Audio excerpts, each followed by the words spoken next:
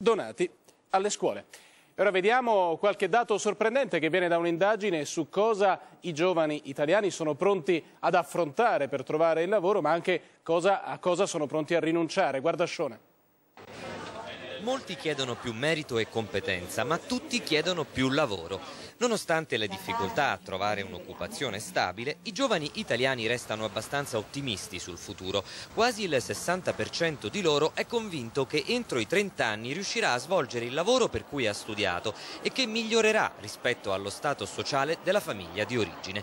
La fotografia è stata scattata dalla Confcommercio. Le nuove generazioni sono pronte a fare dei sacrifici per la carriera. In particolare il 35% rinuncerebbe al proprio tempo libero, il 30% cambierebbe città o rinvierebbe il matrimonio, mentre solo il 24,5% posticiperebbe la nascita dei figli. Si sfata poi il mito dei bamboccioni, dato che il 45% prevede di lasciare la casa dei genitori entro i 30 anni.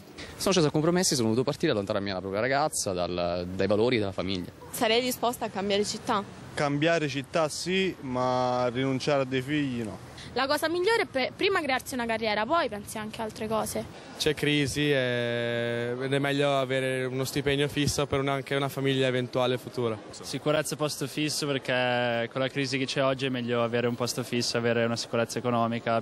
Ma non è solo il posto fisso ad essere in cima ai desideri, quasi il 40% ambisce ad un lavoro autonomo. Infine, come fare a trovare l'occupazione? Oltre al merito richiesto dal 32%, un giovane su due fonda le sue aspettative su famiglia o genitori.